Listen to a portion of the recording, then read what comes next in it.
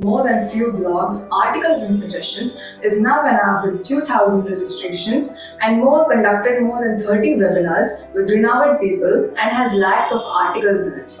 All of this is just in a span of a year. Edgroom has been more than just an educational app. It has been a pillar of guidance and a fountain of information about every possible educational topic. From the information about the best engineering colleges, medical colleges, or law colleges in your area, to the important topics to cover for the preparation of NEET and JEE, you can find everything. The Edgroom has created a safe space for students and also a user-friendly app in which students could post any question and get it clarified. After every webinar, students, teachers and also parents would get an extra piece of information added to their knowledge with some more clarity. Over a past year, the Edgroom has conducted over 30 webinars with renowned people like Lakshmi Narayana Garu and Rakesh Sharma sir and so on. All these people shared their experiences with the future generation, so it's definitely a thing not to miss. Right now, Edgroom has nearly 15 dedicated people working in technical and non-technical aspects to improve the app and its user experience. Venkatesh sir has always been the binding force for all these efforts and developments to come true. Edgroom is paving its way with new features like Brand Predictor to make it easy for the interpass students to check which engineering college they might end up in, and many other features are yet to come. We are proud to be a part of Edgroom, and I assure you that you will be too. Thank you.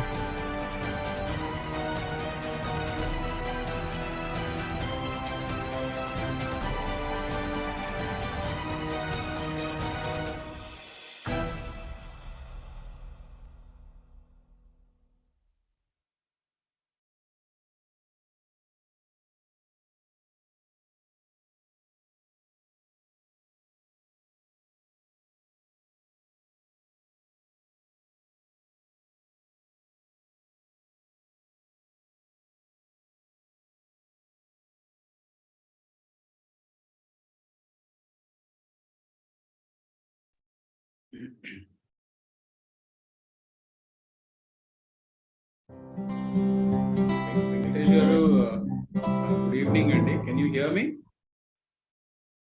Good evening, sir. Good evening. Yeah, I can hear you. Okay. Can you make We'll me co-host so that I can Yes, share sir. my screen? Yeah, definitely. We'll start exact 5 o'clock. Okay. Right, sir.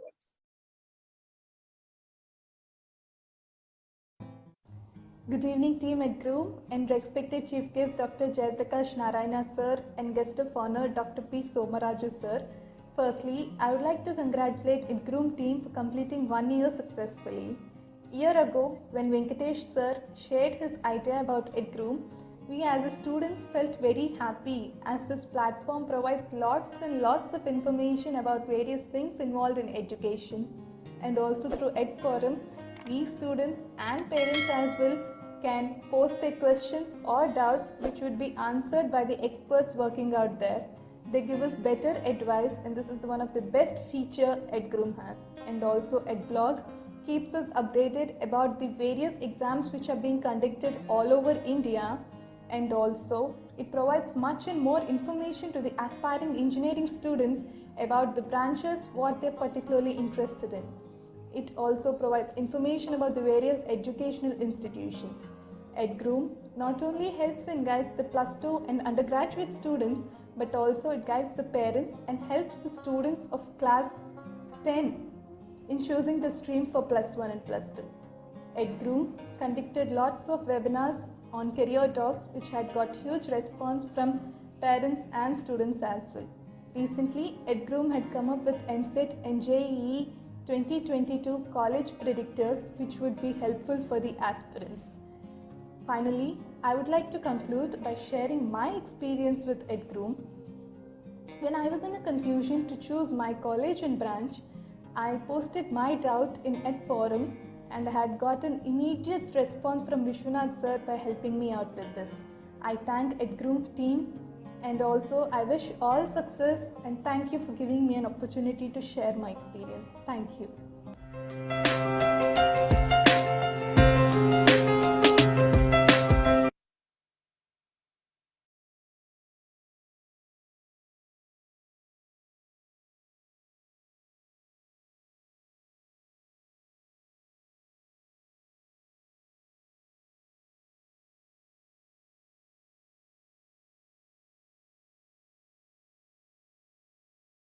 The most alarming problem today in front of students who want to choose the career in their passionate interest is that they are going all way wrong.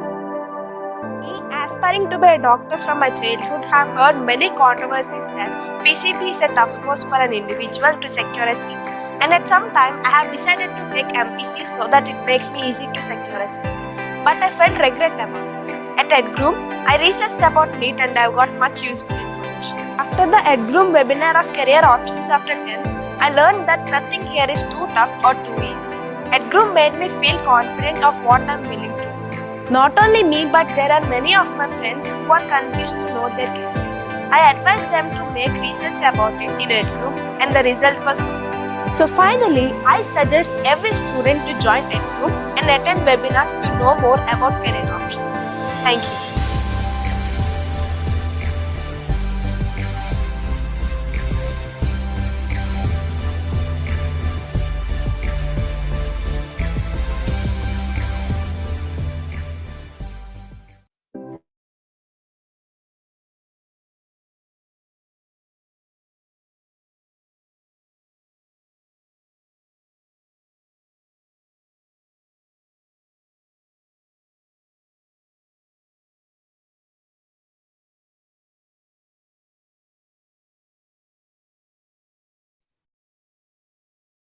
Yeah, Rajgar, good evening. Thank you, sir, for accepting our invitation. And definitely your suggestions and feedback, definitely they are going to help a lot of students who are preparing for their dream job, because a lot of students, they regret once they fail in the interview. What are the skills they lack? But that time, it is gone. So it is always better to prepare than to regret. That's always I say to my students when they fail to get marks in the exam.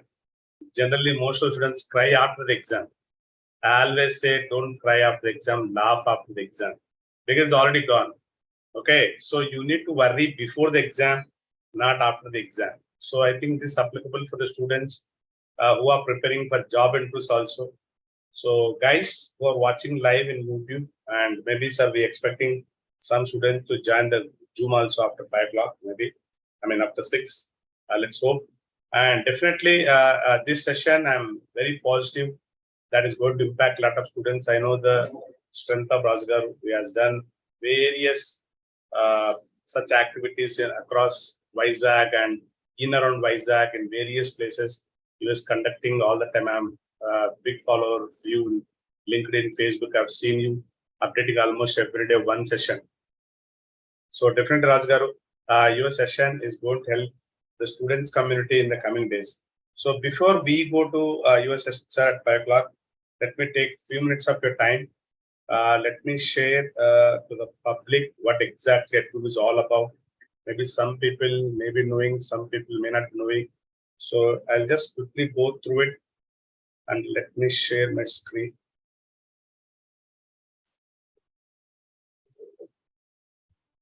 Can you see my screen? Yeah. Yeah, thank you, sir.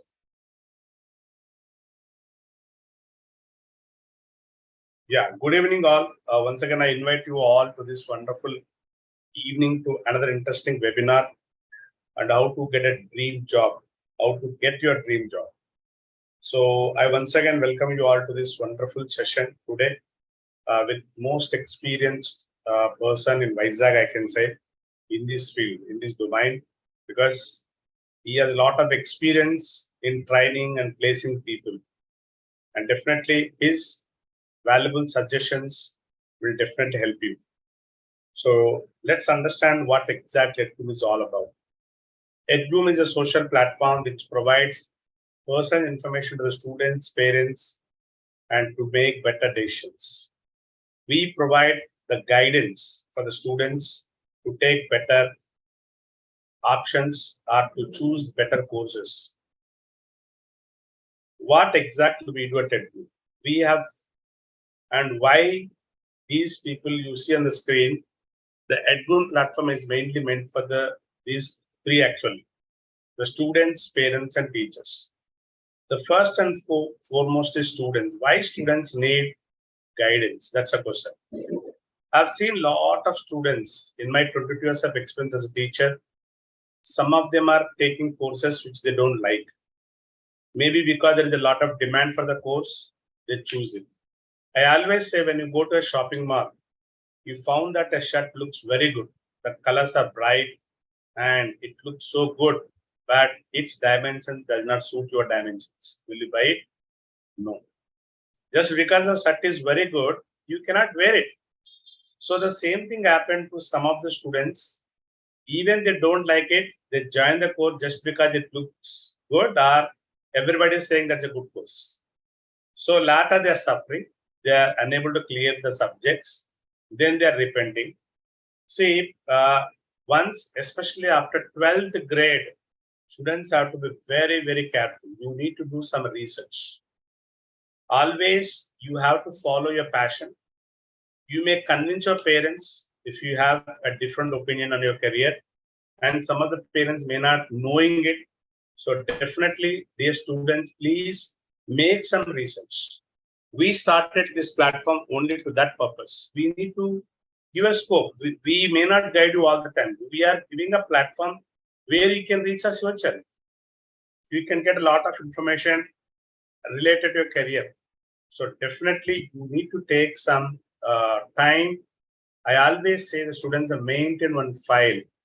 How you are maintaining a notes for physics, chemistry, mathematics. More than that, you need to maintain a career file. Identify your interest, which course you want to study after your 12th, or which career option you want to choose. Even I found in research that the city that you want to live in for the rest of your life, that also has a lot of impact on your career. So you should have an idea where I want to live after this +2. Why I want to go to particular XYZ college. There should be a reason why I want to choose this type of course. So dear student, please make sure that you are doing some research before you are taking a final decision. Because once you take a decision, you need to live with it forever. So my suggestion is, please do some research, identify your interest, make a file, take some printouts, talk to experts like Sir Srinivas Garu, or you can talk to your teachers, and you gather all the information, and finally you have to take a right decision. Then why parents also need education? In my 20 years of experience, I've seen there are two categories of parents. Some parents, they blindly accept whatever the kid says. Dad, I want to join some XYZ college. Yeah, go and join. They don't bother why that fellow is choosing that college, why you want to go for that particular course. They're simply not for everything. And they're also part of the suffering after something goes wrong. There's other category of parents where they oppose every decision their kids make. Suppose somebody says, Dad, I want to go to law. Parent doesn't know what are the career options for law. They simply say, don't do that, because none of our family members have done that. You see your relative, you see your uncle's son, he studied engineering, now he's settled nicely in US.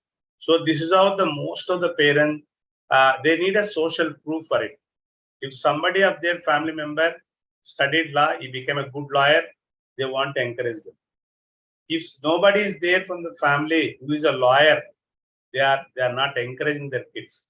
That's why you see in every family we see more engineers and more doctors. An engineer is creating another engineer, a doctor is creating another doctor, but nobody is thinking beyond. 100% definitely medicine, engineering are the two best career options. There's no denying it. But the problem is, again, I come back to the shirt example. Shirt is fine, but will it suit my dimension? That's a very important question you need to pose. Even parent also should think about their kids' abilities. We all know that some parents have seen when he's failing in maths all the time, they say that you are not suitable for engineering because you're finding difficult in maths, better you go for arts, medicine. But medicine, there is a physics, there is a chemistry, there is a mathematics. Doctors need mathematics. A doctor who is good in mathematics, they have a lot of advantages over other doctors who doesn't have this mathematics knowledge. So definitely, dear parents, it's our humble request, please do some research. You have to invest time, not money, because nobody can guide us. better than better kids. You can talk to experts, go take your kids to expert, get the information, then take a wise decision so that you and your kids will have a better life. And very, very important, teachers, because as I said, as in my career, lot of students come to us. We are the first people who guide our kids. So definitely, I request every teacher. We're all, updating our subject knowledge. That's fine. We need to update our physics, chemistry, maths. In addition to that, the students also require a guidance. We need to be aware of all the changes in the exams happening. And we have to prepare ourselves so that we can prepare our kids also. So dear teachers, I request everyone, please update your skills. You should know what are the different exams that are conducted. And if some students are preparing for other exams other than the exam that regularly we teach, some students may be preparing for NDA exam. Some want to write that BITSAT, some want to write UCID exam. We as a teacher, we should have a little bit of knowledge so that we can guide them. And Edgroom is a place where you can get every information. Rajgaru, I think you also are doing a wonderful job in this. I just wanted to hear from you, sir. How important is this career guidance for the students, parents, and teachers? First of all, thank you, Venkatesh Garu. It's been long due that we wanted to be collaboratively doing some project, and because of my prior commitments, I didn't get time. But you are doing a phenomenal job, which is helping so many people around the city and across country and maybe in overseas as well. So first of all, thank you so much for having me here.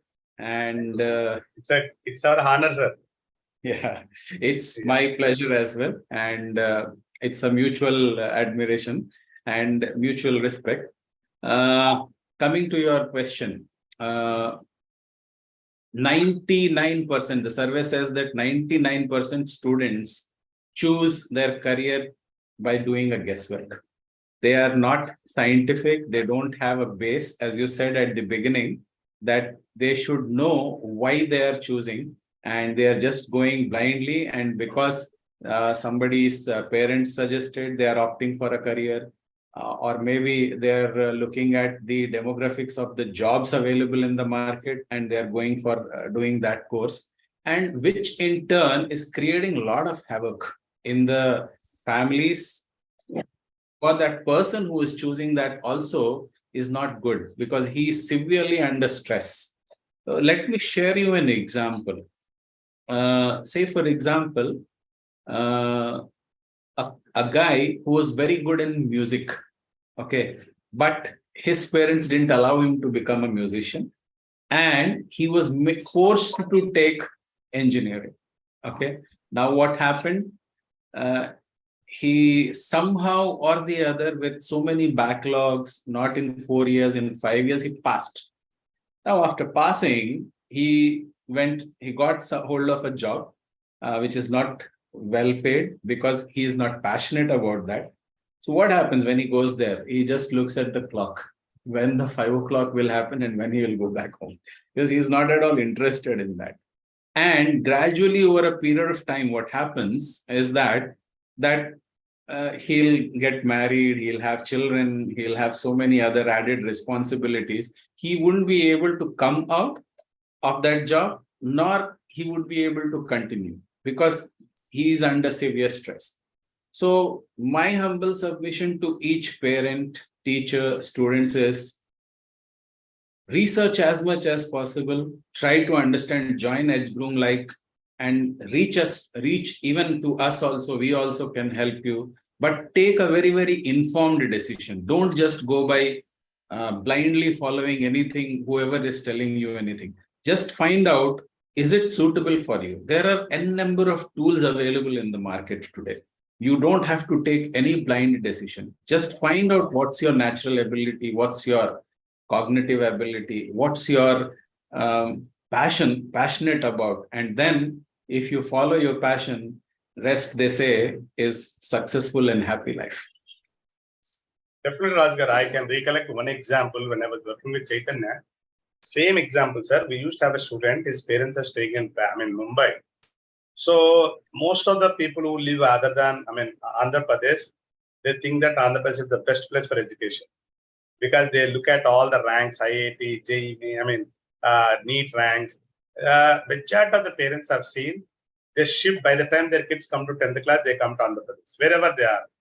And I've seen some of the parents shifting from US also because it is easy to get a medical seat in India than to become a doctor in US. So that was the majority people. So it's the same way his parents joined him in Sri Chaitanya Ashram. That fellow is very good at music, but his parents joined him in advanced course where he had zero interest and zero knowledge. As a teachers, we need to produce the results with such kind of students. The management will give a task for us. These many students as get through IIT Advanced, or these many targets a teacher also should what called as fulfill. So automatically what we do, we naturally transfer our stress to the students. We give some punishment, we ask him to buy something, or they ask to prepare for the exam. Because ultimately in the weekend he has to get some marks. So that fellow literally used to pray, sir, don't give any punishment because I'm not interested. Sir, to my surprise, it happened almost 15 years back. At that time, I don't have a clue all about it. I thought the students who are not studying physics, chemistry, and mathematics, they fit for nothing in life. Now I totally understand it is completely false believing in that way. Because I've seen students who are not at good in physics and chemistry, they're doing amazingly in life. They're getting better salaries, they're living better lifestyle than those students we expected them to be the best in life. So my perspective completely changed after 22 years of my experience. Now I treat the students, even is not learning physics, it's okay, nothing wrong in it, right? All students cannot learn physics and chemistry and mathematics the same way. It's 100% fine. Just now, morning, I think I learned one quote. Students are like fruits. Every fruit has its own flavor. But we cannot expect the same flavor from every fruit. So if you look at what called apple tastes little bit sour, right? If we eat a mango taste is different. Its properties are different. So what we are expecting is same taste from the same every fruit. That's not going to work out. So as a teachers, I always insist, never expect the same results from every student because their abilities are different. They are suitable for different career options. So that fellow, after intermediate, he couldn't get into IIT, all that. Then he created one band, sir, now he's in Vizag. And now he plays every weekend and Friday and Saturday night in a big star hotel. And his band is earning much more than a software guy. So these parents and even some of the teachers also, we are in a dilemma or we are in a misunderstanding that only these XYZ careers are going to create money for them. So I think this has to change. And this is what we are trying from 1.5 years. Maybe it's a small effort we are doing, going in a direction. We hope that after listening to many number of times, and even Rajgar in webinars, we can lost a lot of times. And most of the students are saying, sir, to become a data scientist, you need not study computer science. See, we had one webinar with a man from Bangalore. He's a data scientist working as a principal data scientist. He is from mechanical engineering. So many students and even parents thinking that to become such data scientists or some expert in machine learning, you have to study computer science. Otherwise, you'll be out of the track. So it is this what dogma is there. I think people like you and can help us to reach to more and more parents so that we can guide them. Thank you, Rajgar, for sharing your wonderful insights to this. Let's move on. Here, as I said, I'm talking about this. From July onwards, we are going to bring this new platform to this, to the world so that everybody can connect.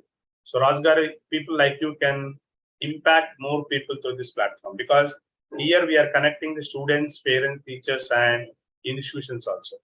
So that here a lot of students can benefit from you, people like you.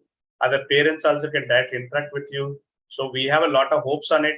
We want to guide the parents because I get a lot of calls, a lot of parents call me. There are a lot of question marks, whom to call and whom to discuss with. Because if we have any health issues, we have plenty of doctors. But we have some decisions we need to make about. Recently, one parent called me, sir, which is better, triple IITs or IITs? That question is very tough to answer. I said, I'm not the right person to answer. There are people who are expert in it. So Edgroom is going to connect those experts with the parents who are in need. Because in this platform, we have students from triple IITs, students from NITs, all that. So those students can guide the parents better than as a teacher I can guide. If anything related to physics, I can answer, but I cannot answer everything because I don't have what called as eligibility to answer. I'm not expert in it. So unfortunately, what happens, sir? I had one student. She joined advanced course. I asked, she is miserably suffering. Ask that girl, why? Who advised you to take advanced course? She said, one of a math teacher. Why he advised? It seems that she is doing good in maths, and the teacher has said that since you're doing very good mathematics, definitely you're going to get advanced. He motivated, and the girl too. The teacher also doesn't know the pattern of IIT exam. So what type of questions? He's just doing maths, school maths is enough for getting seat in IIT. So sometimes, sir, what happens is people are misguided. Some people, they don't believe even if you, what I say, the right thing also. Oh, they have to suffer. Then only they'll understand why the people are taking. So it's our a small effort. We want to bring these people. We want to what called as interconnect with each other. And recently I got a wonderful memory. I mean, one man called me asking, sir, can I get BSSR number, a teacher number? He studied under his in 1991, I think. Okay. So he wanted to meet his teacher. How he came to know that? We conducted a webinar. So when he Googled his teacher's name, he got the Edgroom poster. So then there he saw his teacher. Then he asked me, because we have number there. So he asked. So there are some people who miss their teachers. So we want to bring all the old teachers who are experienced teachers into this platform so that their experience also will help the upcoming generation. And to help the students and parents, we have created these wonderful tools. The one we called as EdNews. As of today, in our website, there are 307,000 articles related to courses, colleges, exams, scholarship, personal skills, parenting, anything related to students and parents, you can find it. You just go to our website, just in that search box, if you just put, you see the results. All the results are very, very what called as in order. They serve your purpose. They don't waste your time. And in the coming website, the new website, these articles you can save. Here in this, as of now, today, we don't have that provision. But in the upcoming website, in the new website, the student can save all the articles which they want to read later. That's a wonderful feature we are going to get in that very soon. And this is a very good place where you can post your question. We call it Ed Forum. Last year, we have answered more than 2,000 questions posted by the students and parents. All the questions are related to exams, and majority we found some expert. We requested people to answer them because we want that expertise quality or the guidance. And we got a wonderful feedback from the students and parents that their questions were answered. Then we have one more. This is a very interesting blogs. Rajgar, thank you. You are the first one who gave us a blog, and we expect more once. I know you are a very busy person, but still you can reach through blogs also. And as of now, we have published nearly 100 blogs, and all the blogs are written by experts in their own domain. And we are so happy to connect more and more. In recent time, we have published 5-6 blogs written by the students itself. They are now sharing their success stories. They're sharing their failures, why they failed. They are coming forward, sir, I failed in this exam. I don't want my juniors to suffer like me. So recently we published one girl's article, how I changed from 95% to 81% in that exam. So these are the wonderful things that happen through these blogs. Another interesting thing is that we've conducted so far 50 webinars. So this is a wonderful journey we had so far, and a lot of people like you are experts in their own domain. The moment we ask them, They're really helping us. We could conduct a webinars related to JEE Mains exam, NEET exam. Even some of the toppers have joined. So those webinars have really impacted a lot of students. And this is today, this is what we stand. We have 2,800 registered users with us. And so far, we got more than 2 lakhs visitors to our site from last 1.5 year. And every week we are getting on average 2,500 active users for website. And as I said, we have 3,07,000 articles related to website. So we conducted 50 webinars and 750 people have subscribed to our channel, and we got 39,000 plus views. And this is the upcoming webinar. We are conducting the career opportunities for management courses. So far, we have focused more on the science stream. Now we want to diversify and we want to conduct more webinars on the career opportunities for management courses. And this is, I always suggest, don't follow the crowd. Choose a career where you find happiness and no regret. As long as you follow the crowd, you end up in regret. I always advise the student, please choose the career which you have interest. In the beginning, the people may laugh at you, but later you are the one you need to live with it. And this is my ultimate quote. I always suggest my student, don't follow the follower. Most of the time you do that because just because uncle's son is an IIT, I cannot become an IITian. Just because my relative son is in US, I cannot go to US. My interests are different. His interests are different. The time they study are different. At that time, there was maybe those careers. Now, plenty of career options are available. So don't restrict yourself. This is what I always say. As I said in the beginning, people may laugh at you when you take a different path. But later, you have to, as I said number of times, you need to live with your career. Please take a wise decision and so that you can lead the rest of the life happily. And this is completely free. Edgroom is completely free. And please go to Play Store, download the app, and you can enjoy all our services at the free of cost. Thank you so much, Asgar, for your time. So let me take a privilege, sir, to introduce you to the audience, and definitely I'm eagerly waiting for your session too.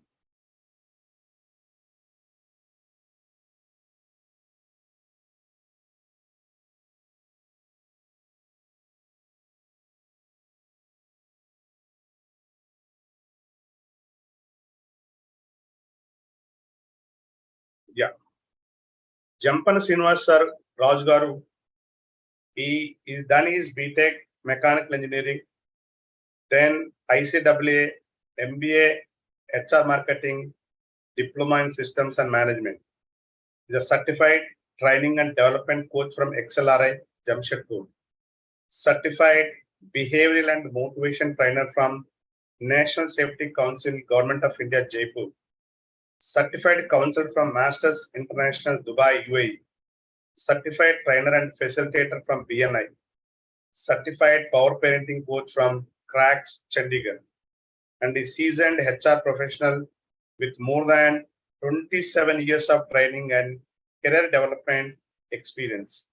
Apart from handling end-to-end training and career development functions, have experience in compensation benefit strategic HR, performance measurement, statutory compliances, employee engagement, corporate social responsibility, industrial relations, talent acquisition, global mobility, government relations, personal administration, employee satisfaction surveys, perception surveys, SWOT analysis, training and placement engineering, management graduates, etc. So, Rajgaru, you're so humble. When you look at you, nobody knows that you are highly qualified man. Thank you so much, Rajgaru. This is a wonderful occasion for us to listen from you. And now I'll make you a co-host. You can share the screen and you can present. Thank you so much.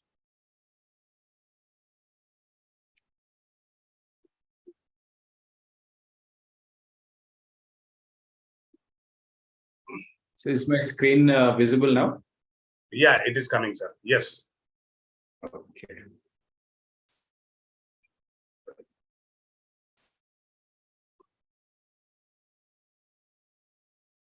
Okay. So good evening and thank you, Venkatesh Garu.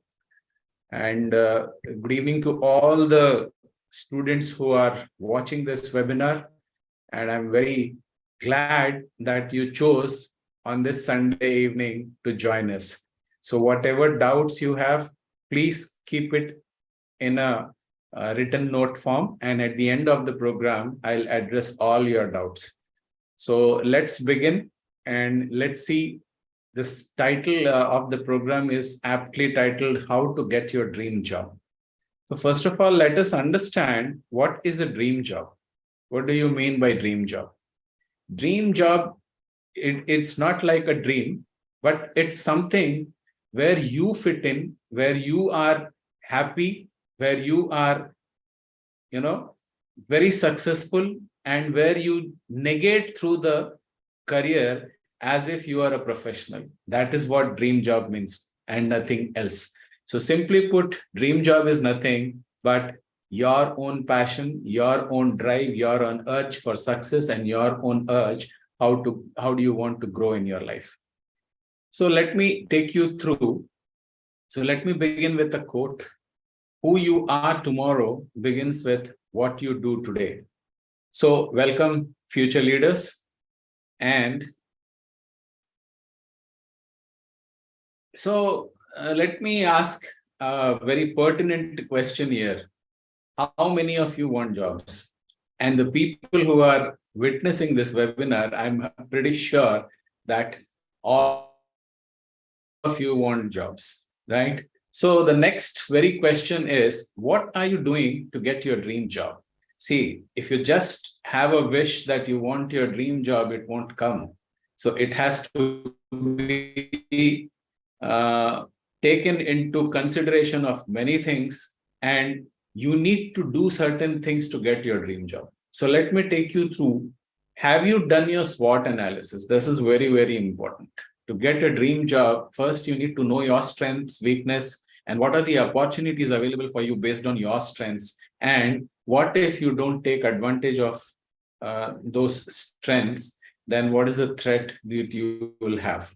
So you need to do a SWOT analysis first, and then you think of what's your dream job. And then I'll share with you what recruiters want from the next generation of employees. So feedback from the recruiters is coming up. And then what are the challenges ahead? What kind of challenges you will face in getting your dream job? And then what recruiters are expecting from you. So this is very, very important.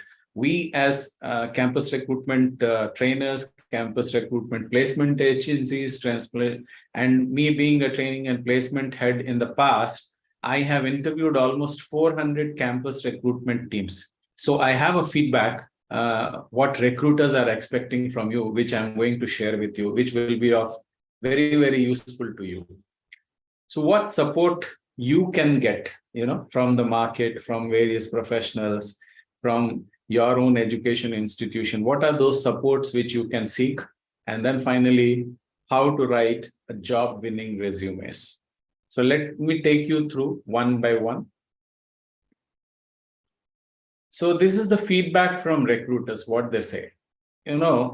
Most of the time what happens is students lack articulation skill. They know the concepts well, they know how to apply, but they're unable to speak.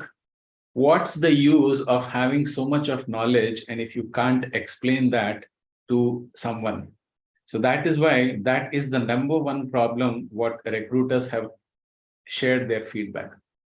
Application of concepts. You know the concept very well theoretically, but because of lack of internship, because of job experience or prior experience, you don't know where and how to apply those concepts. That is another feedback what recruiters always give. And thus, they always say that this generation is away from reading newspaper and reading business news, watching business news, television and all. So they ask each and every student to just spend at least 15 minutes browsing through the newspapers, watching business news, so that you know what is happening around you in your neighborhood, what is happening around in terms of business, in terms of economy, in terms of, inflation, in terms of so many other aspects. You need to be knowing all these things. So that is what the recruiter's feedback is, that the student lacks current affairs knowledge and being apprehensive about certain sectors. So most of the time, what happens is people say, no, I don't want to work in chemical industry. I don't want to work here. I don't want to work there. That is not going to solve any problem. The first thing you should know when you are starting your career is whatever opportunity, the first opportunity comes to you, you should grab that and start, building your experience on that. And gradually you will see that world is following you. And then lack of field activity during internships. This is the feedback from recruiters, what they have come up, and they said that during internships, you don't do projects. You don't go to the field. You don't go, even if you go to the field, you don't bother to learn from that particular aspect. So what is happening is, because of this lack of activity during internship field activity, you lack concepts how to apply. So if you work very hard during internships, your first job will be a cakewalk for you. So reasoning skills, logical reasoning, written communication skills are what always stressed upon by the recruiters. And amongst them, one of the most important skill, they mention that it is listening skill. Everywhere people teach communication skills, but there is no university in the world which teaches you listening skills. So you have to learn how to listen effectively, and how to listen advantageously. What is empathetic listening? What is sympathetic listening? What is active listening? You need to know all these things. See, listening and hearing has two different connotations. Listening is what you internalize, and hearing is you just hear from one ear and you take it out from the other. So that will not solve you the problem. This is the feedback what recruiters have given. And because of all the above six, you lack confidence. And then a student from rural background, they lack communication skills and English language skills. Fortunately or unfortunately, I should say, rather unfortunate, but most of the interviews happen in English. So that is where some of the section of the students face difficulty in speaking. But I never felt that language should be a barrier for anyone to succeed in their lives. So what are the challenges ahead? See, increased in colleges, students and job seekers, which have led to recruiters becoming more choosy. They are grilling students more, and then conversion of opportunities. Even though they have many opportunities, you as a student is unable to convert those opportunities. So breaking out from the traditional mindset, most of the students, they say that no, girl, she will not go into the marketing domain. She will not go into the sales domain. Boys, they won't go into making, out becoming a chef. So this traditional mindset, get out of those traditional mindset and come with an open heart, open mind, and you see that your career soars. And then you need to have holistic development, not only study, but you need to exercise, you need to keep yourself fit, you need to learn how to focus on things. And these all things will, definitely take you to a next level. And whenever you are joining someone, see, when you join a job, the first 6 months goes into understanding the job itself. Then another 6 months goes into understanding the company. And for the one whole year, you are just paid to understand all the things. And second year, at the beginning of the first quarter, you start contributing. So whenever you are joining a career or whenever you're joining a company, please remember that stay with them for at least 2 to 3 years so that you learn something and you gain experience and then get out from that organization. So location preferences, don't keep any locational preferences, because once you are professional, you cannot choose. The well will not come to you if you are feeling thirsty. You have to go to the well. So wherever the job locations are, don't refuse left, right, center. World is very small place. People are going to US, people are going to different locations. Then what stops you from going here to north or south? Don't keep any locational preferences. And then don't keep sectoral preferences, Because if you keep sectoral preferences, you are limiting yourself from getting more opportunities. And then keeping an open mind about opportunities elsewhere. Don't stick to only one portal or one education institute or one bulletin board or something. Keep your options open and keep looking for new things. And always open to hybrid working style, because post-COVID, most of the organizations are working in this style only. They are working in hybrid style. So these are the challenges.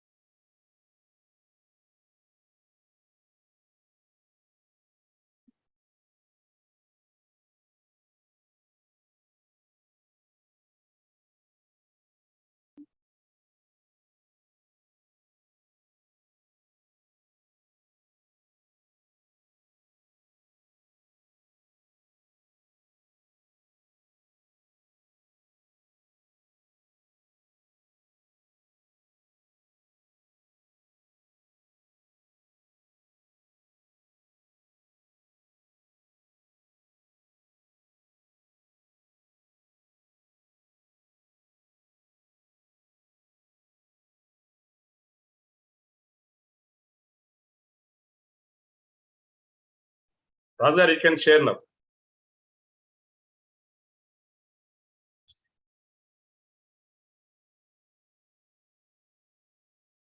Raza, no, yeah.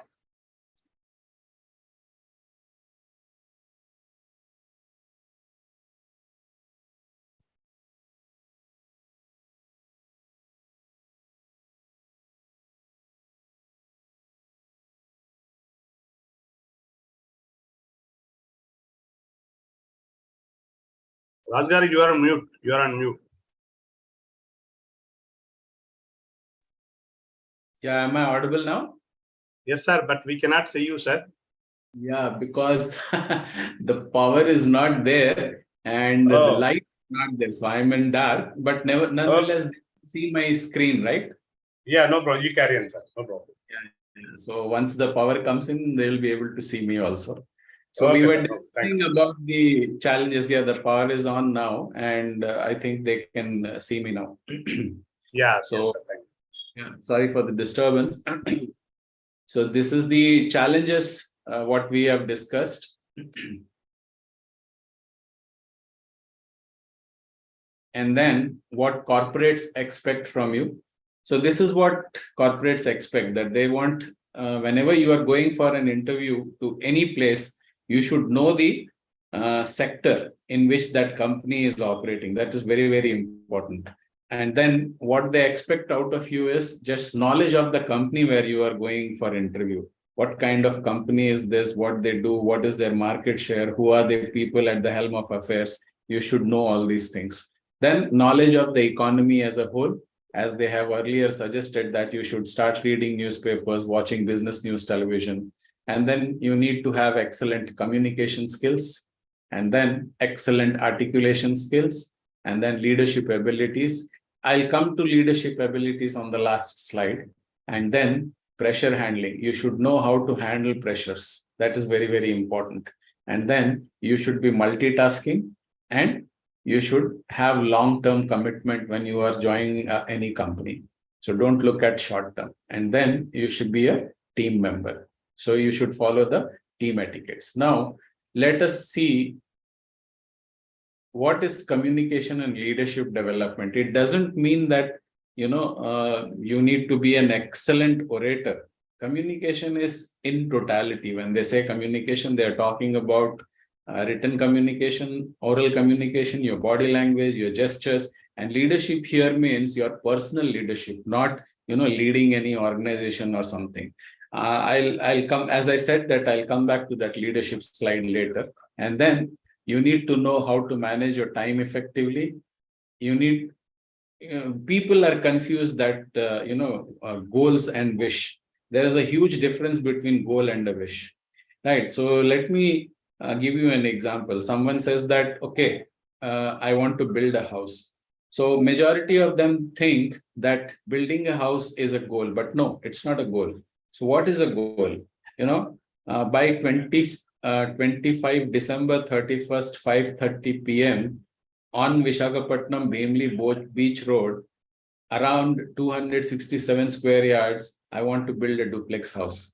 That is a goal, which needs to have a smart features, specific, measurable, achievable, target-oriented, and it can be a smart. That is what goal is all about. Now, group discussion training you need to take, then you need to have effective resume writing skills. I'll come to that resumes in a while now. So what you need to attend mock interviews before you attend a final interview. Then you can, if you do all those things, then automatically your self-confidence will improve. And then you need to know, you don't get disheartened with small things. Competing and winning is a game. It's a part of life. And then you need to have a good business communication, and work experience is also very, very important. So before I get you, let me introduce the first topic today, that how to get, interview earning resumes, as we have published in the thing. So what is interview earning resume looks like? So first of all, you need to understand what is the purpose of your resume. Your purpose of the resume is just to get call from a recruiter, nothing else. It's an announcement that you are available, and people should know you through your skills and all. If the purpose you don't know about the resume, then you will not write a proper resume.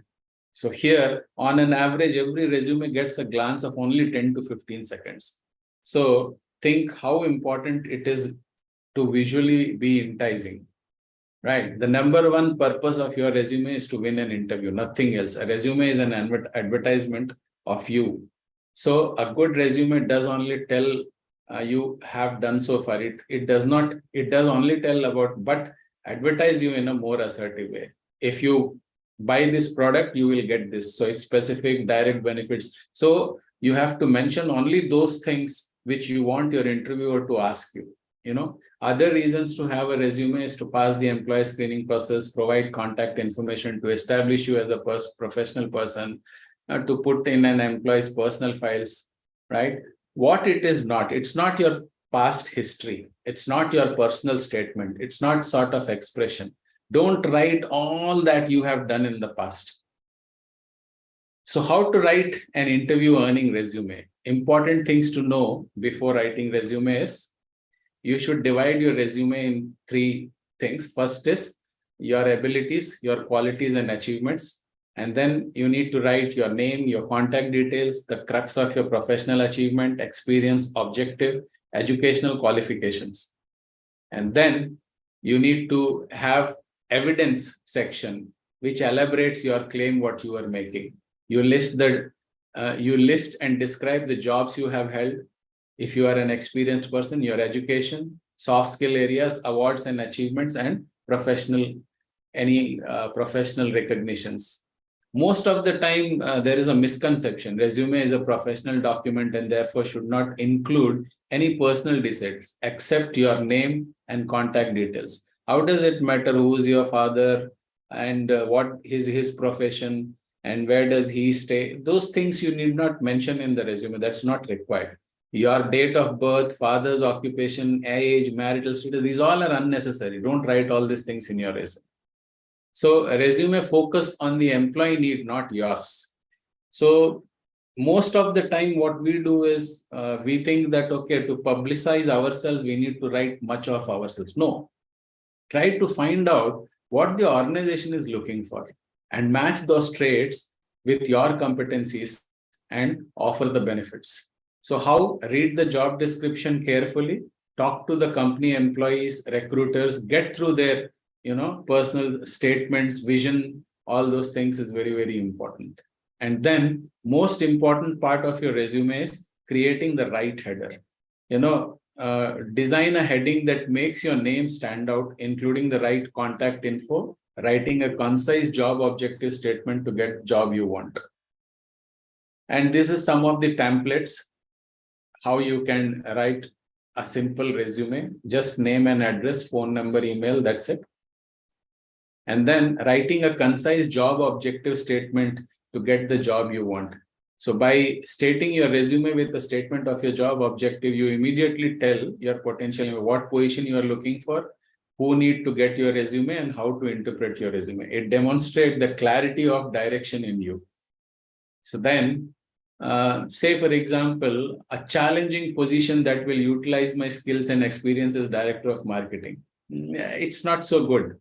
Here you need to write, everyone want to be challenged, So what you can write, director of marketing, simple, that's it. You need not write big, fluffy things and all. And then you can say that an administrative position in a growth-oriented company where I can use my background in finance to promote the firm. This statement sounds like you are judging the company's ability to provide you for future. Simply want a finance administrative position. That's it. You don't need to write all those fluffy things. And then freshers resume formats, contact information, objective and education should do. That internship details, you should mention what company, which position you held, how much time you have worked, very brief description of job role and responsibilities. And then freshers resume formats like project details if you have done, summary of skills, area of expertise, computer proficiency, this should be the mentioned there. If you have won any awards, you have associations with any civic community, leadership abilities, hobbies or personal interest, then you can write those things. And then resume should be visually enticing. There is uniformity and consistency in use of italics, capital letters, bullets. It looks more professional. There are absolutely no errors in it. Ensure that there is no error. The word resume, don't write what you should not write on a resume. The word resume is not required to be written at the top of the resume, So don't write fluffy objectives copying from Google or from someone else. Write your own objective, write full address. You need not write full address of former employees, reasons for leaving jobs, a personal section. These all things are not required. And this is a template, simple template. Write your name, write your contact details. That's it, objective and educational qualification. For fresher, this is the best way to write. Achievements, work experience, internships, skills, and strengths. And then this is another way of writing. Different formats.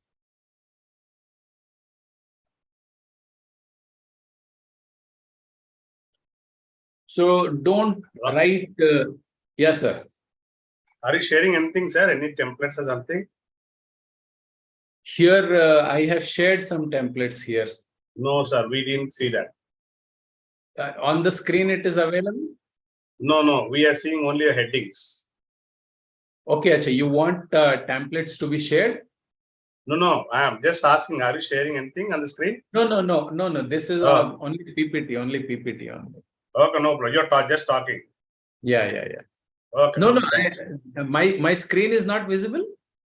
Your screen is visible, sir, but we'll see only the PPT, that headings 1 to 10. Oh. Acha, we didn't see those templates, all that. Okay. Just a minute. Let me reshare them. Yeah, better.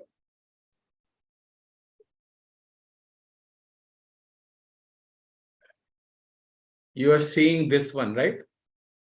Yes, sir. We are seeing this one. Okay. Just a minute.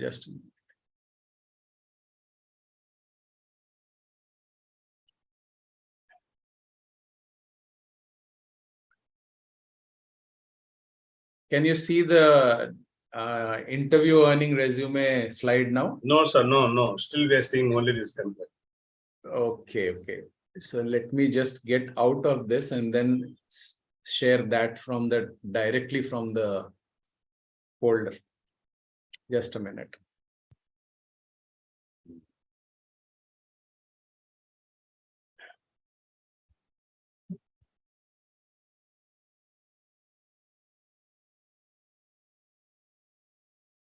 Is it visible now? We can see your file, sir. Can you see the? We're able to see your folder. We are able to no. We're able to see only your. I think you stop sharing and again share it, sir. Okay. Just a minute.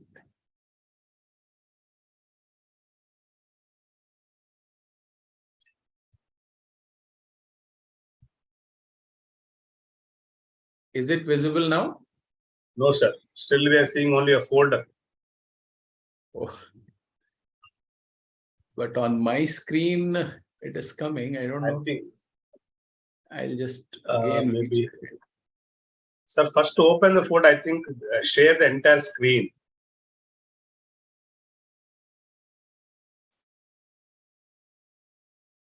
You're watching my folder right now, right?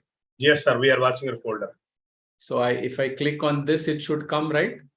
Yes, yeah. Actually, it should come. Can you able to see it? No, sir. Still, we see it. Yeah, sir. No problem. You just share the PowerPoint. It's enough. Yeah. So are you seeing this? Still, we are in the folder. We are in the folder. Oh, I don't know what's happening. Okay. Anyways, so let us not waste time on this, and let me. Yes, sir. Let's go to the other aspects. Yeah, PowerPoint. Yeah, PowerPoint. Just share the PowerPoint. Yeah. Just a minute.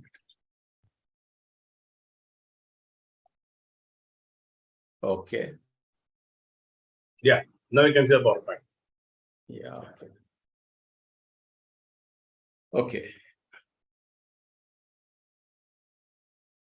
So I was discussing about resume, which I couldn't show it to the audience, it seems. So no problem. What I will do is I can send that template to you. You can, if you want, you can circulate it. Yes, sir. We'll upload in the. Yeah, we'll upload it. Right. So then, the another important aspect what we are discussing today is how interviews can be interview driven. So most of the time, the very first question interviewer asks is, tell us something about yourself. And the gravest mistake what every student does is they start talking about themselves, they start talking about their family. As those all things are there in your resume, you need not talk about first of all, you have to understand what this question is.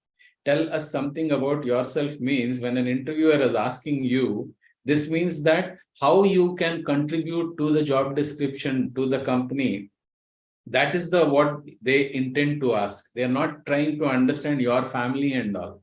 So if the very basic question, tell us something about yourself means that how good you are in terms of your skill sets, which are useful for our company. So if you can tell all those things, which you have read in the JD and which you have, and you can contribute with these things for the betterment of that company, that will be better in this question. So this is what interview driven question is. And then always remember that interview minus result. Don't think of result. Success will not come. So think of the interview and then make it interview driven. To make it interview driven, what you should do? Write those things in your resume which you want your interviewer to ask you. Don't write,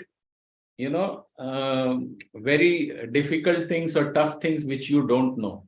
Write those things which are there in the job description and which you are good at in your resume, so that the interviewer asks you the question on that, and you can substantiate with, write only those things which you can substantiate. Don't write something which you don't have proof of, or which you cannot substantiate and tell them that, no, this all things what I have done. So if you can do these things, then automatically interviewer will ask about, what you have written in your resume. And if you can substantiate that, you are through and you are selected. So do not write false things. Interview will catch them, because day in, day out, they are on the same job. So you need not write those things which are false, because interviewer will come to know that you are not telling the truth. Keep documentary evidence ready always. Whenever you are attending any interview, keep all your certificates, keep all your experiences, keep all your achievements, keep all your whatever you have with you, make a copy of it and keep it ready. And whenever is asked for, submit them and show it to them. And then always try to match with your traits with that of the job description. Don't write all fluffy things and you have done this, you have done that. No, that is not of the interviewer's interest.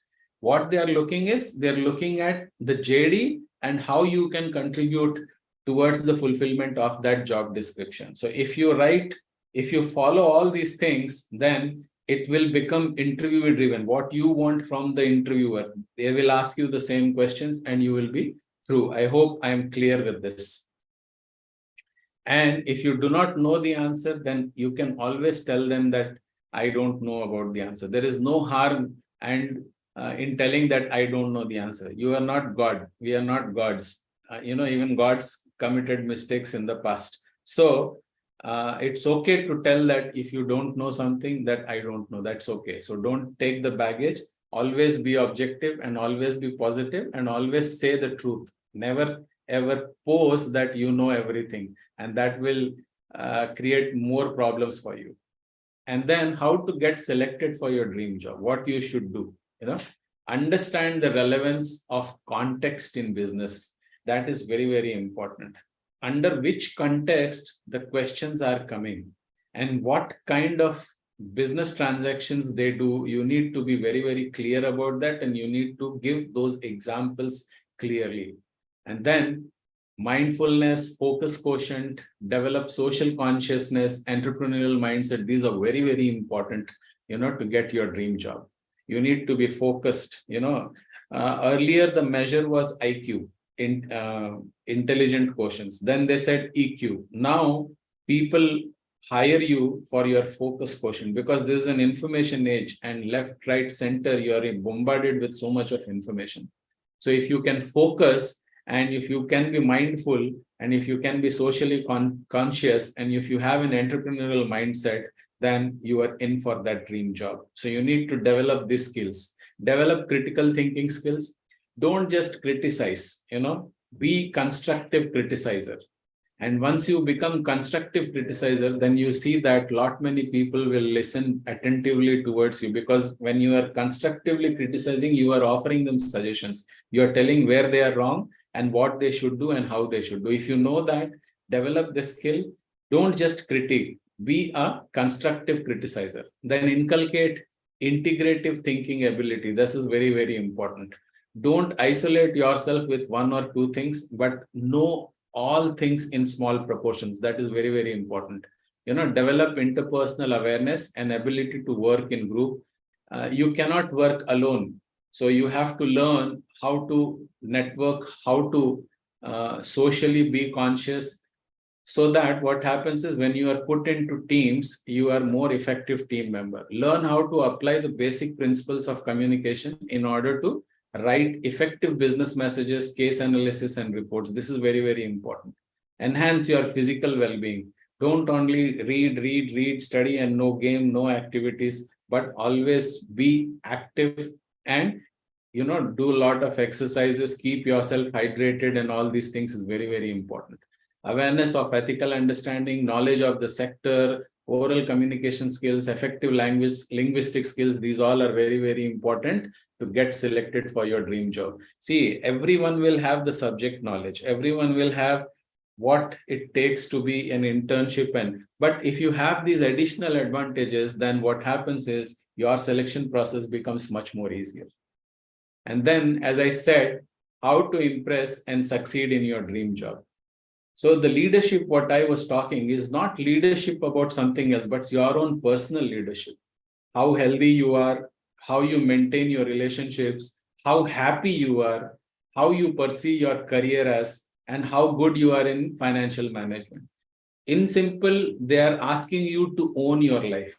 Be responsible for whatever you are taking, and then you will be personally, leader in your personal leadership, and then automatically people will recognize this and you can impress and succeed in your dream job. Other things are very simple, like sit upright when you are talking to the interviewer, maintain eye contact, dress in formals, personal grooming etiquettes, walk straight, answer only relevant to the questions.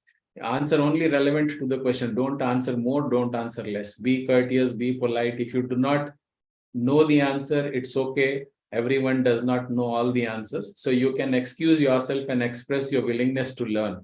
Tell them that, okay, I don't know this, but I'm willing to learn this and contribute. So do not manifest your weaknesses. Never ever tell your weaknesses in front of any interviewer. That will be very negative. Always be positive and always try to maintain whatever the questions are being asked by the interviewer. Show you eagerness and willingness for the job. This is also very, very important. Don't just go with an attitude that, okay, if you take me, it's okay. If you don't take me, it's okay. Then they will not like it and they may not select you just because of that. So for impressing, you need to have personal leadership and you need to have all these qualities imbibed in you. Then automatically you will see that you are getting your dream job. And then finally, you have to be stress-free and you can practice all these medicine-free life techniques. And if you practice this, your focus will improve. And then you need to be self-motivated. Nobody will come to you to motivate you, So take 100% responsibility for your life. Don't give excuses. 99% of the failures come from people who have habit of making excuses. So don't keep any excuses, but try to take 100% responsibility. Whatever the outcome, it is because of me. So if you don't like your outcome, change your response. That is very, very important. And then always be positive. So you cannot be half positive and half negative. The choice is yours. How good you are, then you need to choose, be positive always.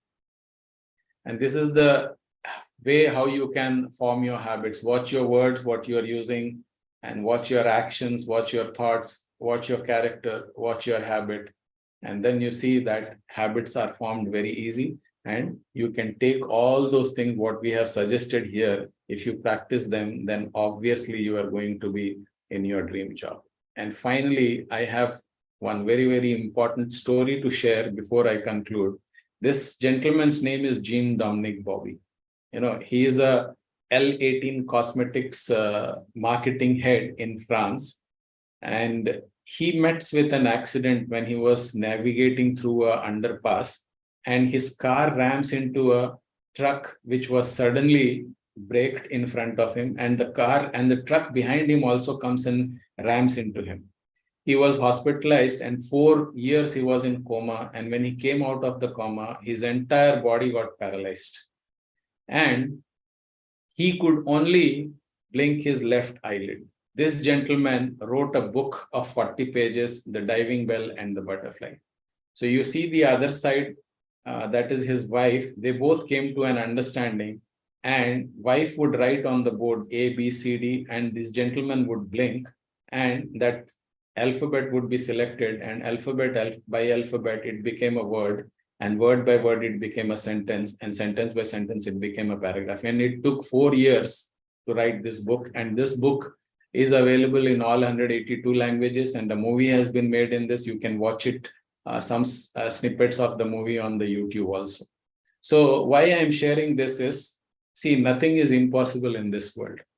So if you decide to be positive, but think of this gentleman at that point in time when he was lying on the bed, and the thought itself was so positive that whatever happened to him, it should not happen to anyone. And God forbidden, if that happens, then you should not lose hope, and you should keep hope and be positive during that time. That is the message here. So this is how you can motivate yourself and keep yourself calm and practice all the things what have been discussed here. And then you can see that you are successful in your life. So this is what I have to share. And this is it, Venkatesh Garu. You can take it from here. If you have any questions coming in, I'm willing to open the mic and ask. Yes, Raj Garu, it's a wonderful, especially the last example. I was just thinking, it is very, very, very motivating, sir.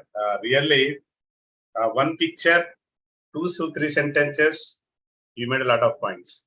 So Rajgar, definitely, I have a lot of questions to ask, because I am with the students all the time. And before we go to that, we want to hear, sir, we are seeing that TNP hub all the time on the left corner. So tell us more about what is this training and placement hub, and what type of trainings you provide, other than that cracks, all that service you are giving to parents to select the right career choice. So Rajgar, how your TNP hub is helpful for the student? What are the services you offer through this? Yeah, basically for the student community, we help them with mock interviews, which is very, very important. If somebody is having difficulty, or not confident in attending the interview, they can walk through our offices, and we will arrange mock interviews at a very, very nominal charges. So that is one. We design and organize resumes for them. That service is also available at our office. Apart from this, we train students. We train campus to corporate training programs.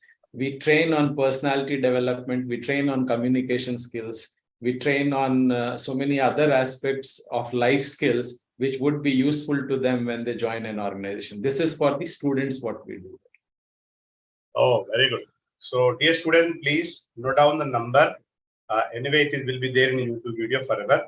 And even you can approach me, I can guide you to Srinivas Garu. And definitely, I know him almost from 2 years. Almost before Corona we met. He's one of the best thing happened to me in PAP. Definitely, sir, I know your talent, your knowledge, and he's a great mentor. Dear student, make use of it. He's amazing man. You can see the content that he shared today. I think even though, sir, we are sharing for free of cost for the student, but generally this information costs a lot, because the person like you're sharing a lot of insight. I always say, sir, you might, I have a question, sir. Yeah, Ajit, you can ask before we go to my question. Ajit, unmute yourself and ask. Hello, sir. Yes, please go ahead. First thing, good evening, sir. Good evening. Sir, actually, I have a question, sir. I have a couple of questions to ask you, sir. Yeah, please go ahead. Sir, in before you said that you have to be open in the interview, sir. You said the point that we have to be open in the interview. We have to be very honest, you said, sir. No, that's true. And again, you said a point, sir, that which is contradicting, that we should never it is not good to speak out to weakness in an interview, sir. So what does it mean, sir? Like it's like I guess the point you said before and after that it's like contradicting. But I just for a clarification I asked, sir. Yeah. It's a very, very good question. And really very good question. Yes. Yeah. See, when I say to be honest, I intend that my intention is that that whatever you have, you tell that. Don't create something and tell, because the interview will ask about that. And if you're not able to answer, then what happens is you are already lost that chance interview. You have lost that interview. But describing your weaknesses is not good at all, because he doesn't know your weakness. Why are you telling your weakness to him? Yes, sir. I got it, sir. Yeah, hope I cleared the doubt. Ajit, do you have any other question? Yes, sir. One more question, sir. Like, Yeah. Yeah, go ahead. no, it's like not a question, sir. Like, just a request. Like, sir, like you've been have like experience like more than 20 years, sir. Like, I just wanted to know 27. that. Yes, sir. So, like, I just wanted to know that how do you differentiate success and failure, sir? Okay. See, success for different people means different things. Okay. A person, say for example, who is earning 2,000 rupees and also he is very happy with what he is earning. That is success. Success is correlated with your happiness. It doesn't have to be, bungalows, cars, outlook. Every individual has their own outlook about their life. So you cannot define success, in totality or in generality. And when it comes to failure, what is failure? If you are not being able to manage yourself well, that is the failure. That is the most important failure in anybody's life. If you can manage yourself well, 90% of the things are sorted out. And managing yourself is not a rocket science. If you go to a proper mentor, I'm 100% sure then he will help you with so many things that you can start managing yourself, and automatically you will see that success is coming to you. Yes, sir. Thank you, sir. I understood, sir. Yeah, Ajit, you can ask any number of questions you have. If you have another question, you can ask it. Not at the moment, sir. Like, yes, Yeah, sir. you can think It's like, about. Meanwhile, I have some questions to ask Raj Garu. sure, sir. Raj Garu, one important thing you rightly mentioned: never ever answer the thing that you're not confident. I remember one incident happened, sir. Experience is a very costly mistake, people say. So when after my intermediate, I wrote an exam called MCA, DCA, Dredging Corporation of India. And for that, we had an interview in Mumbai. So when I went for the interview, it happened 95. So at that time, there was no internet and no information about that merchant navy. I don't have an idea about it. And even I don't know how to prepare for interview, how to face an interview. And when I went there, the interviewer asked me, "What your favorite sport?" So I said football, because I have zero knowledge in football, but I said football. Just because during my school days, when I was in 10th class, every Friday, my school, all the kids used to go to a stadium. They used to give a football. And then we used to play. That's what I had, knowledge about football. The moment I said football, he asked me, name the best player from Brazil. Okay. Or he asked some questions related to it. So what you said is absolute right. Never answer anything that you don't know. The moment I say football, I am giving a scope for him to ask any number of questions. So that's a wonderful, I remember, sir, always. Okay. Yeah. And Rajgar, I have one question. Same question Ajit asked. Suppose the interviewer asked, even when I went to Ramon Rao Garu, the man who started Ushodaya College. And later he was a part of a software company called Elementary Software Solutions. And I took my sister's son to him for a job. The first question he asked him is, what are your negative points? What are your positive points? So when the interviewer intentionally asks, they want to know your negative points. So to be, is it fair enough to be honest? We cannot say that I don't have a negative point, right? So how to overcome such situations, sir? How smart you have to be at the time? Very, very, very relevant and pertinent question. See, what is the intention of the interviewer here? The intention of the interviewer is not to know your weaknesses. Definitely not to know your weaknesses. That wouldn't solve his purpose. So the intention here is how, what are the Honest. major strengths or positives you have. So you can always skip that. You need not tell your negatives, because how it is going to help you or to the person who is interviewing. So always, whenever somebody is asking you, you can say that I do have some negatives, but you need not specify what negatives or what weaknesses you have. I do have some weaknesses, but with time, I will grow and I will learn through, the meeting people, through joining your company and all. I can resolve those issues. So this is the way you should answer. You should not ask, no, I am always feel like sleeping, I always feel like eating. This is not going to help you or neither to the person who is offering you job.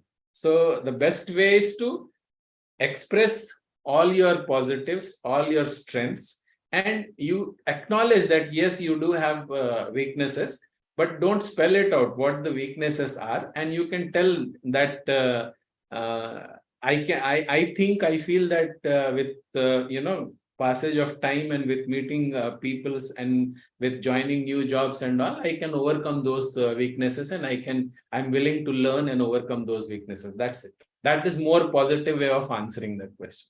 Fantastic. That's a rightly said. You, Sir Rajgar, one more question. See, in nowadays, what happened is, in new education policy, even degree students also have to do internships.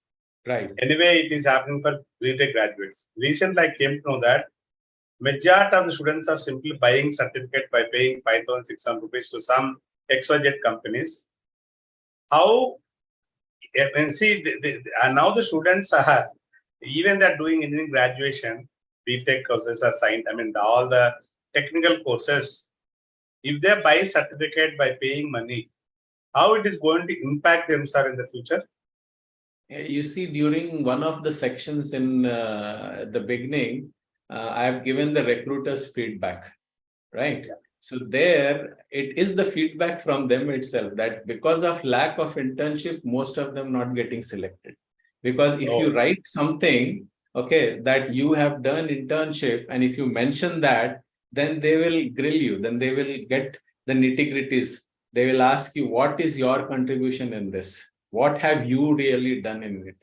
Then what prompted you to do that? There is a STAR approach: situation, task, analysis, and then the result. So this is a way and technique of interviewers to get to know that whether you are faking or have you really done internship. So buying something and not knowing completely in depth of it, it doesn't serve any purpose. It will defeat the candidate and he will not be selected. Summarily, he will be rejected. Yes, definitely, sir.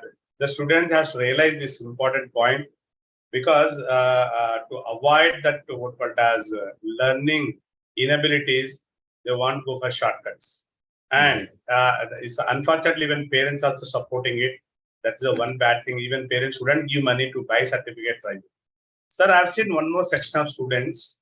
They wanted to just grab certificates. Okay, they want to do this and that. They think that having more certificate will have more weightage in the resume. So, what does that mean, Rajgar? Will it really serve the purpose? It doesn't mean anything, because you will not be judged by your certificates. You will be judged by your skills. Yes. What skills you have and how best you are in implementing those skills will take you through your career. Certificate is just a qualification. That's it. And it doesn't serve any big purpose. Because recruiters, for sure, because being a recruiter myself and being on the other side, preparing people and sending to the interviews, I know for sure that what happens is, if you just mention certificate, then they'll ask something about that certificate. And they'll ask this similar question, that how do you think that this certificate will help my company?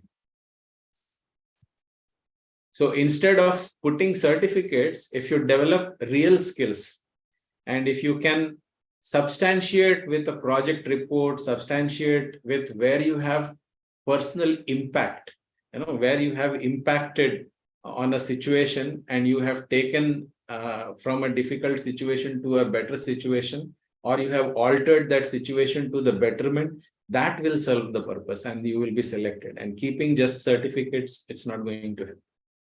Definitely. Nobody, So they don't see the certificates also. Okay. But I've seen a lot of students. I've seen some of my students. They are just gathering certificate. They participating this program, that program. So without having knowledge, what you said, yeah, Elon Musk. That's what he said, sir. Come with the skill, not with the certificate. Even I don't mind about the certificate. You just get the skill. And one more thing, as I see, the students are preparing 4 years engineering graduation, and even students also from degree. They'll put a lot of efforts to face the interview on the final moment. Maybe at most the interviewer may spend 5 to 10 minutes each candidate. That 5 minutes, 10 minutes is very important. The life is going to decide in just 5 minutes. So how an interviewer judges the originality of a student? Maybe see, I may be very good at subject because I have some problems. I cannot face the other people. I am even tense under situation. I cannot stress at that time. So how the interviewer will judge this, sir? How can you judge this that the student is not fit for the job just because he couldn't answer few questions? Maybe he's really talented, but at that time he couldn't just like say a cricketer, Sachin Tendulkar maybe duck out for a first ball itself. You cannot say that he is not fit for cricket. In the same way, how can you judge a student life in just 5 to 10 minutes? Yeah. Is it fair enough? No, it's not at all fair. But no system in the world is foolproof. Even the interview is not foolproof. Even the cognitive analysis or even the cognitive scientists, they also never claim that it's 100% foolproof. Okay. So what happens is interviewer may be wrong. It is not the candidate's loss. It is the loss of the company. If the interviewer failed to recognize, that is not the loss of the person who is attending interview, but it's loss for that company. We should also think from that perspective. So interviewer may be wrong, and interviewer doesn't always. Look, I have interviewed thousands of people, and I may be wrong. I may be wrong in some, and I may be good in some. So there is no 100% guarantee that whatever, whomever best will be selected. Yeah. One more thing. At that point in time, what you are answering at that point in time. So that is why I've shared something to minimize the chances of not getting selected. You write only those things in your resume, interview winning resumes, what you are good at. Don't write all the big things. That is what I told. And when they ask you, see, I'll tell you, this is a very, very important for all the students to know, that he'll be judged in first 15 seconds. It is decided whether he's selected or whether he's rejected. It's only first 15 seconds. So the way he walks, the way he talks, the way he enters into the room, the way he sits, the body language, and the very first question, tell me about something yourself. That will decide whether the interviewer would just play around with him or he really wants to interview him. And that 15 seconds is very, very crucial. For that 15 seconds, they need to prepare themselves. And one more important aspect is, if you are not selected or rejected for a particular job, that doesn't mean that you are bad. That is never a case. Even the interviewer would agree that he was not good at that point in time. He couldn't answer that. That doesn't mean that he is bad. So it's chance of luck also sometimes. There is an element of luck also. Sometimes what happens, you are very good, everything went off well. But at that point in time, somewhere something happened. It's not in your control, but it happened. That doesn't mean you are good. You are not good. You don't know about the interview and all, and you are rejected. But whatever happens for the good of us. We should take that in a positive way and move on. We cannot just keep cribbing on the thing that why you did not select it. Forget. If not him, somebody else will select. If I have talent, I'll be selected. So we have to be positive about that, and we have to take everything in a positive way and move ahead. That's it. Sir, will there be any personal bias, sir, while selecting these candidates? Maybe you are impressed the way the girl is talking or the boy is talking. I mean, you may forget about what called as technical skills. Will it happen? Will the interview compromise and such personal biases? It happens. It happens. Not with seasoned interviewers, but definitely less experienced interviewers, they get biased. Oh, just by looking at the smartness. Yeah, it is there because interviewer is also learning. Yeah, okay, I totally understand. Yes, sir. Right, Rajgar. And Rajgar, one more thing, as this Chakma always says, when you are 20, find a good boss, not a good company. He True. always says work with a good boss. He may be True. tough, but you learn the subject.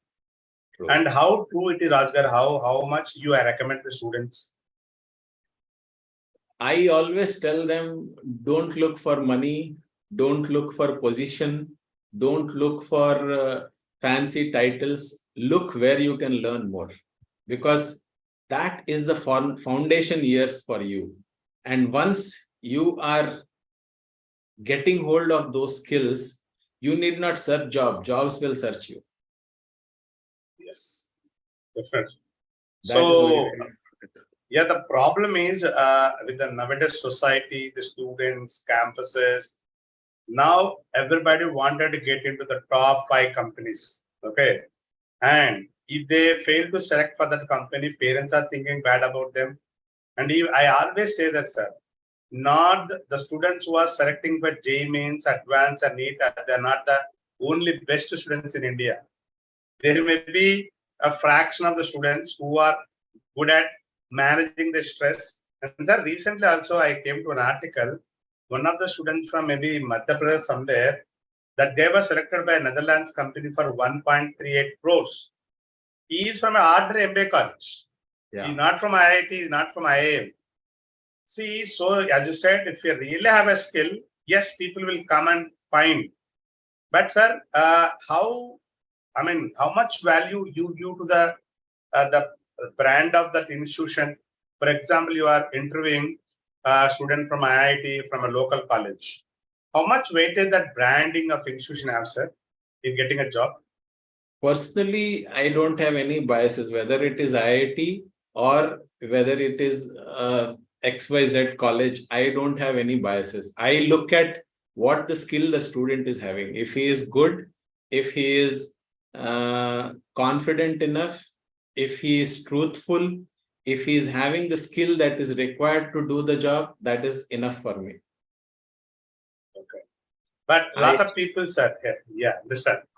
But a lot of students and parents under this dogma that the best certificate has a value. The moment they look at your certificate, the interviewer may be impressed. They are under these false notions. Will it happen all the time? Those are notions, you said, no? So those are notions only. They are not facts, and they are not going to serve any purpose. See, interviewer also has a responsibility on his shoulder to select the right fit for the right job. So see, from the perspective of a parent or a student, their only goal is to get into the job. Somehow they prepare, and their only aim is to get into the job. But at the same time, the recruiter's responsibility is to find out whether he is a right fit, whether he will be able to serve the purpose for which he is being hired, whether he will be good for his company or not. That is also very, very important. So it doesn't happen one way. It is both ways. You have that skill which matches with your job description. You have that attitude which is required to carry on the duties in the workplace. That's what is tested in the interviews. An objective interview is that if they are testing your skills, if they are hiring you for your attitude, if they are hiring you for skills, and if they are hiring you, for your personality, then there is an objectivity. If they are hiring just for the sake of your qualification or just for the sake of fluffy designations you had in the past, it is going to be a failure. That recruitment will not work. That recruitment will not work. And what happens is, if the right fit for right job is not established, then that person will not feel comfortable and he will leave. And that is again a huge cost on the company's budgets. Because to conduct interview, to do all these exercises, it takes a lot of time, energy, effort, money, everything is involved in that. So that is the reason that a seasoned recruiter would never only look into certificates and never only look into, his the way he talks and all. He will get into neck deep and he will try to understand whether he is a right fit for my company or not. And if he is a right fit, nothing can stop him and he will get the job. Yes, Rajgar. As a recruiter, you might have recruited thousands of people. Sir, when you select, I've seen a lot of time you are sending a lot of people to various companies. And do you get any feedback from the company, sir? You have selected this guy and these people, they're not actually fit for it, but even then you selected for it. Do you get such feedback, sir, from the companies? Can you rephrase the question? My question is, sir, see, you selected 20 people, right? Okay. So you thought they are good at something. As a recruiter, you also go by your what called as sometimes some people may be impressed, or you may thought that they are good, smart enough. Those 5 minutes, maybe after when they really went to the field work or the actual work, they may not be doing the way they're expected. Will you get such feedback from the companies that these people you are selecting them, you selected them, and they're not doing well? Do the recruiters get such feedback? Yes. It's always 80-20 principle, Venkatesh Garu. So when you are doing a campus recruitment drive, I for sure that 20% will not stay with you. Oh. They never stay because it's a wrong selection. And that's what I said. Recruiter cannot always be 100% correct. Yes. So they are also human. They can also misjudge people. And there are very smart people on the street. They are street smart. They can convince you at that point in time, but when it comes to really working, they may not deliver. It so happens, and all the companies understand this, whatever selections we are doing, definitely 10 to 15, 20%, they won't be a good fit for our company. They understand that. And with that understanding only they go, and we receive a lot of feedback. And it is understood from the recruiter's point of view, from the consultant point of view, from the college point of view. Everybody understands this, that not always there is 100% chance that whomsoever you have selected is a right fit. So some error of judgment will creep in, and you have to discount that 20% and move ahead. Yes, Dad. And in conclusion, Rajgaru, I heard that the students, you go to a college and you give some selection, say you selected 50 people for them. And I came to know that these students will be undergoing another 6-7 months rigorous training in the company. And after that, they are undergoing another set of exams or something. Finally, those people who withstand all that levels of testing will finally be taken to the what called as a company. Is it true? To an extent, yes. For IT companies, it is the practice. But in manufacturing sector and service sector, this doesn't happen actually. It will not work. For IT company, it works. And they also know that all 50 people are not going to stay and all 50 people will not be good. They also know that. So that is the reason they have, if they have 50 vacancies, they'll select 70, 80. But that is a very good plus point for the universities. Yeah. Yes. For university, it is good, but for companies' point of view, it's not that good actually, because the recruitment costs involved are heavy. Oh. Because each time they go to college, and if 20% is missed, that's a huge cost actually. And in IT companies, hiring is in large numbers.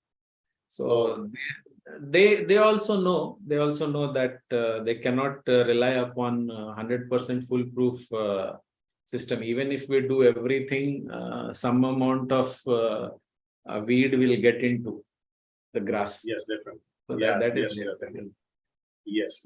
Yes, sir. But see, but most of students, they say that, sir, this university has these many selections.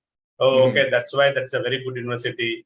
See, some students have this what were wrong assumptions. Even parents also, and in they highlight in some XY university, they say that the highest seat is 65 lakhs. So students want to choose such institute. I always say, see, in the same way that joining intermediate college, sir, somebody got highest first rank, you have chosen the college, but are you getting a first rank? But the parents are repeating the same mistake even in the college also. Yeah. Because just because one got a highest package, will it guarantee for everyone? It's not going to work out, right? It is just like Pelli Chooplu, sir. Okay. Okay, what happens is when Pelli Chooplu ayinappudu, what people do, they dress it up, they're trying to impress you, each other, so that the marriage happens. And post-marriage, what happens, everyone knows. Yes, wonderful example, sir. So what happens is colleges do it to get students for new admissions. Yes. Students choose because they are not informed, well informed. They think that everybody is getting that package. It is not true, right? So what happens at the end is what I said. It's just like Pelli Chooplu, and after Pelli, when they join, they will come to know that this is only one person who got that offer, and rest of them are in 5 lakh, 6 lakh, 7 lakh bracket only, and they will come to terms slowly. That's it.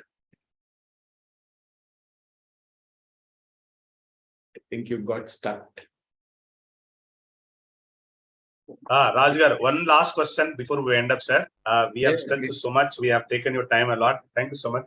I just want to get all the information so that when the students watch this video, they should understand all the nuances of this. Because people like you only can answer it. Because most of the students are my problem is they're wrongly guided, and because of this, they're taking wrong decisions and they're suffering. Again, they're coming back. Okay, that's the main problem. See, even if you go to a doctor, nobody is believing the doctor.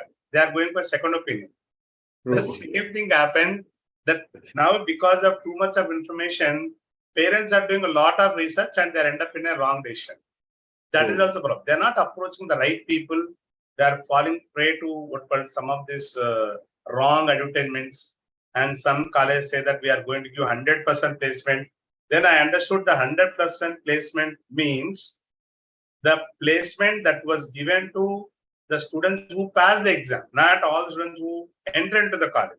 For example, in a college, 100 students have joined, 20 students have passed, 20 placed. So that is 100% placement. Is it true, sir? Yes. See, colleges have their own pressures, right? Yeah. It is a business for them. Colleges, most of the colleges are running business.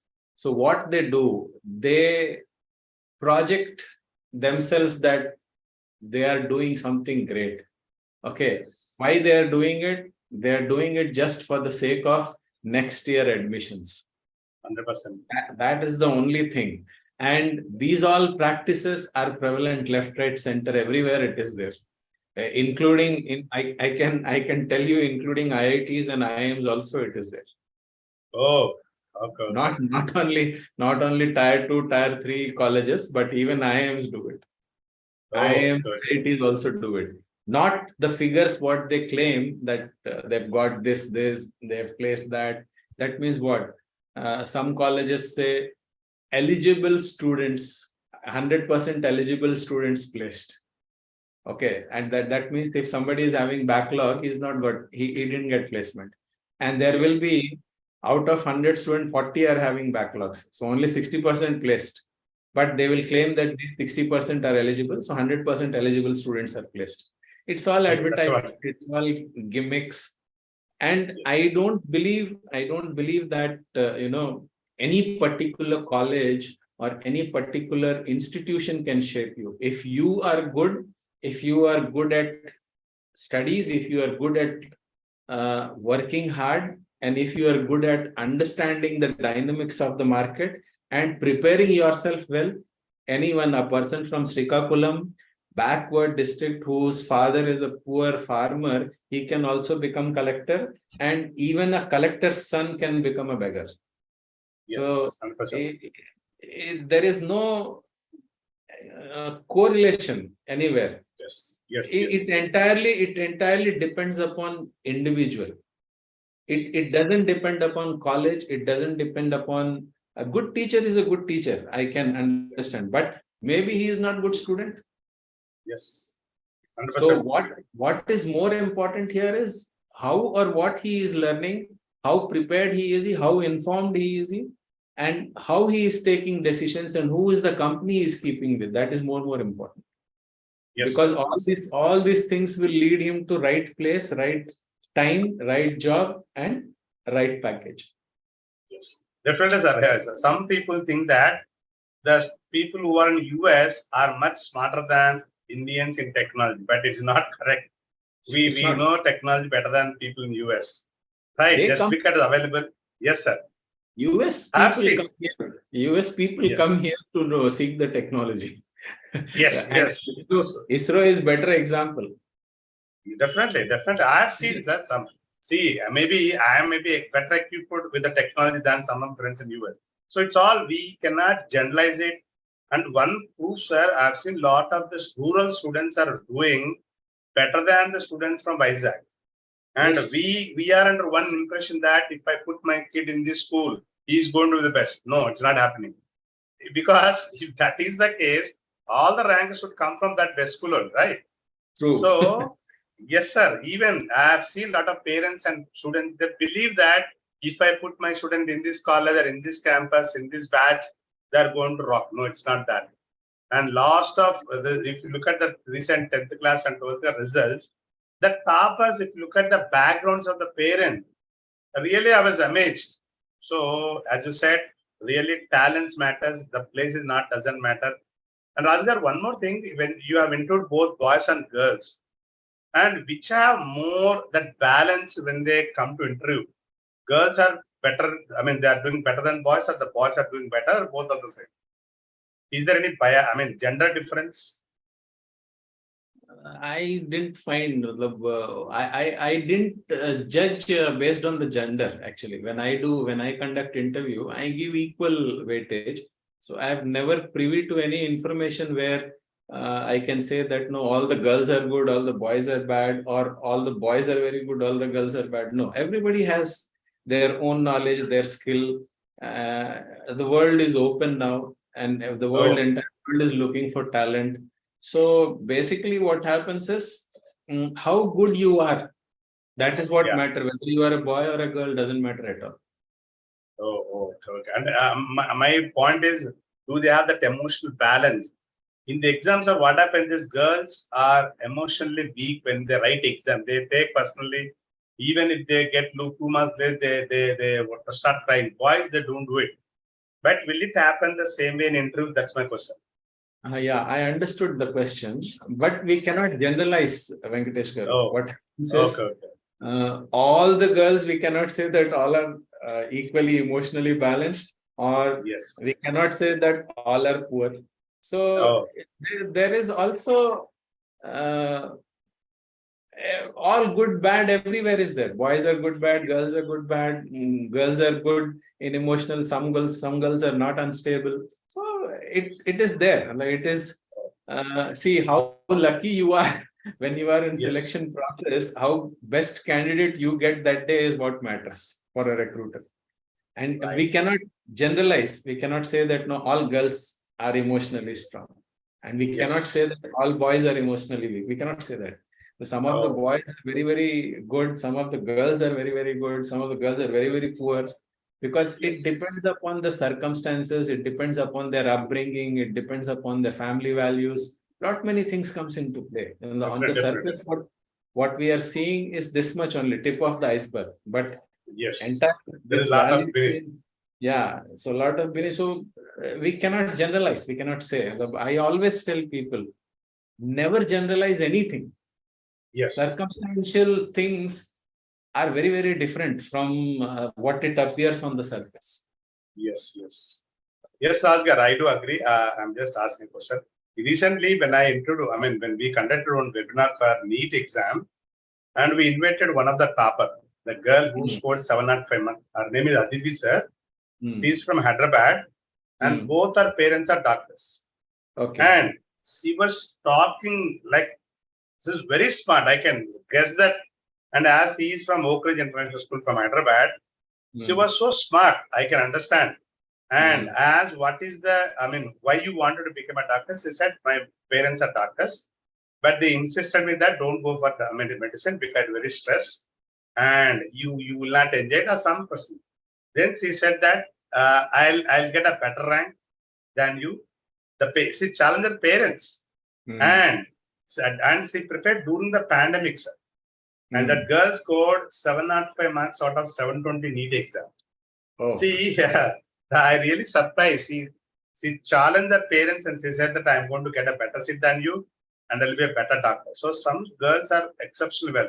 Sir, one last question. I want to finish the session with this.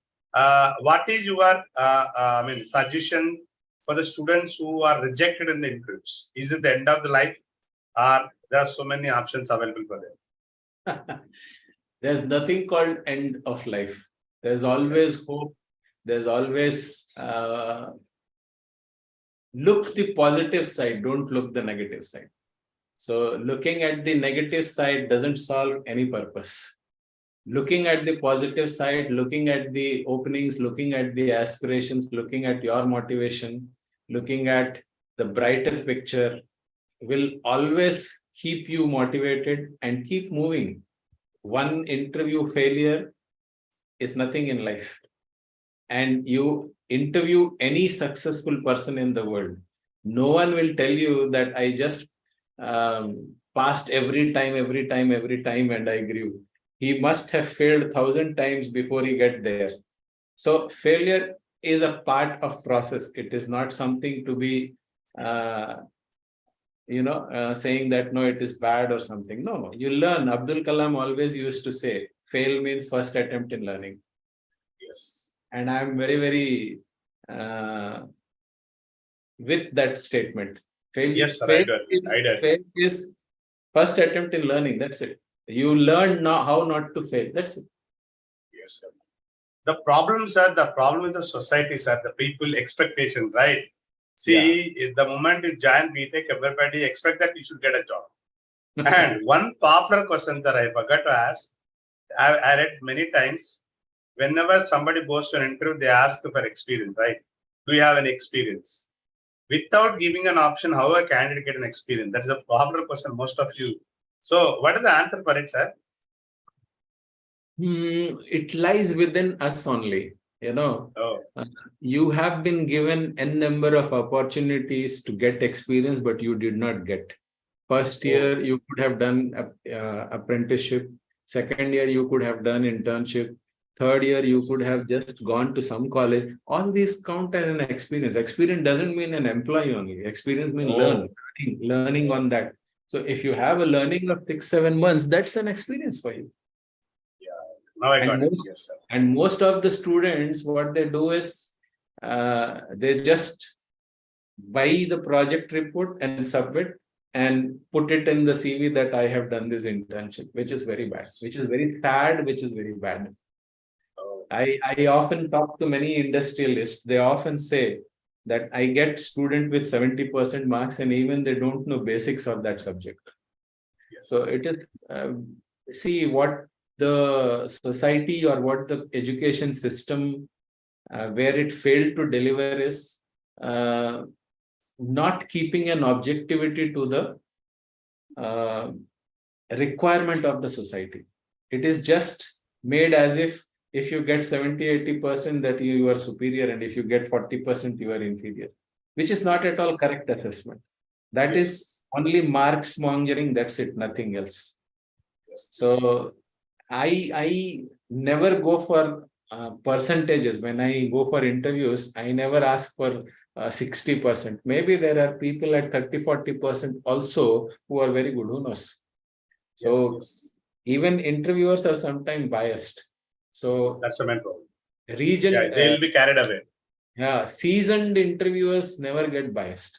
They always keep an open mind. They go and they select. I'll give you one example. He is in a very big position now, in a very big company. Okay. I don't want to name him, but he was from Chhattisgarh and he failed the admission test in one of the top reputed colleges where I was working. Oh, And the management said, no, we are not going to give admission to him because he failed. But when I interviewed him, I found a spark in him. I saw that he is hunger for knowledge. He wants to learn. He didn't get the opportunity till that time. Now he is getting an opportunity. And if we don't help him now, then as a society, we are failing him. There is someone who is want to learn, who doesn't have resources. That's okay, fine. He is not well groomed, okay. But he's willing to learn. And when I approached with this to the management, they said, no, all good people are here. How can we take? Then I said, I'll pay the fees for him. You help him out, give the admission. And in the first semester itself, entire college got surprised. He stood first in the class. wow. And then management realized their mistake, and then they gave subsidy in the second semester, third semester. And he became topper in that MBA stream. And today he is working with a very big multinational company in a very big position. So you cannot judge. Yeah, you cannot judge someone by just the set procedures. You have to sometimes bend your procedures, sometimes see reason, see through what it is, how it is, and why it is. And then you take an objective decision. And even after that, you cannot say that you are 100%. You have taken the best. Yes, yes, 100%. So Wonderful, it's all part of game. That's it. Yes, definitely. See, the best real example is Japan. You see the failure rate for him. That's what he said. He is a very motivation to all of us. So it's nothing wrong in failing, right? So giving up is a failure. The problem is that generation, sir, they need instant results. Patience. Yeah, they want to take very less risk and they want to get 100% better. See, aims are too high. They're not compromising on the aims, but the commitment is very, very less. That's the main problem. And there is one more very important point.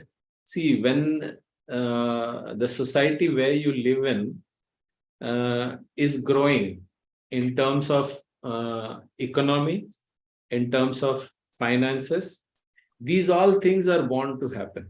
It's quite natural. It's quite natural. If you have seen 30, 40, 50 years before America and what it is now, you could correlate what I'm talking. Because now our economy is growing. Lower middle class or poor class is inching closer to the middle class. They have all the resources. You go to any place, they'll have TV, they'll have everything. These all are normal. Now their aspirations have grown. Their aspirations have grown, but they themselves have not grown. Aspirations have grown, but they themselves have not grown. They have not educated enough. So they fall prey to wrong things. And these all things are happening. Everywhere it is happening. And that is why you see, because of lack of knowledge in the marriage system, Hindu marriage system, so many divorces are happening. If they know the real meaning of marriage, such divorces will never happen. But who is there to educate? Nobody is there to educate. And it is very pity situation outside. I get 100%. So many people. I get so many people coming to me on the verge of collapse or after collapse. They come, and when I make them see the reason where they have lacked, they realize their mistake. But by then it's too late. And everybody, sir, just passing the balls. See, I've seen in school, every teacher just want to pass the students with good marks. The same students are coming to us. We are also doing the same thing. We want to produce the marks. We'll pass the ball to engineering colleges. They're also the same thing. They need to get through the exam. That's it. Through the society. Now the problem comes there. we cannot blame 100% on the teachers also. I'll tell you why. Yes. Because all the teaching community, only 7% teachers are passionate and who wanted to become teacher.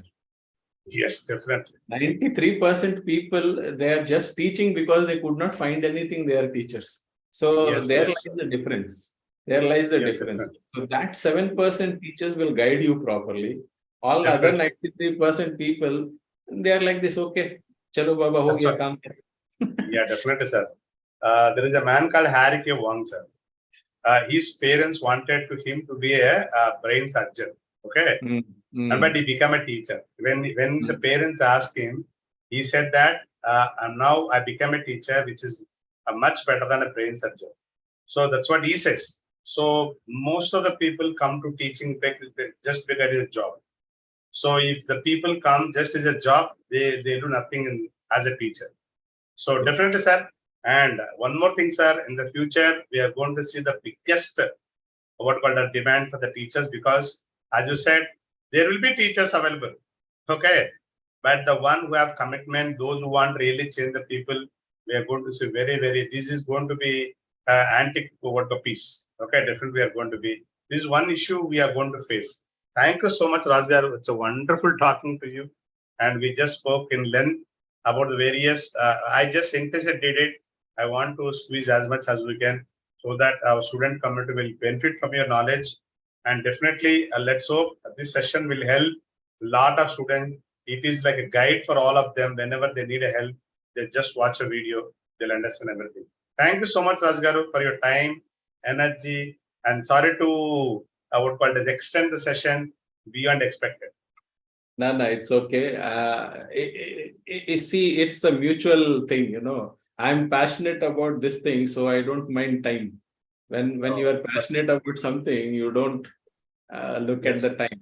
The example what I gave about the mechanical engineering guy, he will look at the time because he's not passionate there. But here, Definitely. passionate people, when they're discussing, time is irrelevant. Yes, But- sir. We are doing what we like. That's the same thing Yeah. happens. We are this. Yes.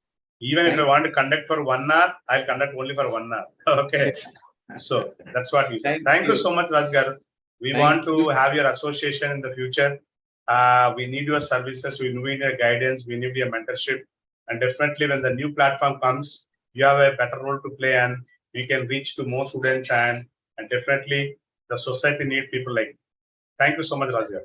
Thank you so much for having me. And whenever, My pleasure, sir. calls, just a call away for you. You just call me. If I'm training, I may not respond, but evening I'll definitely call you. Thank you so much, Rajgar. Thank you so much. Thank you. Right. Sir, can you stop sharing? I think I can. Yeah, I will do the stop sharing.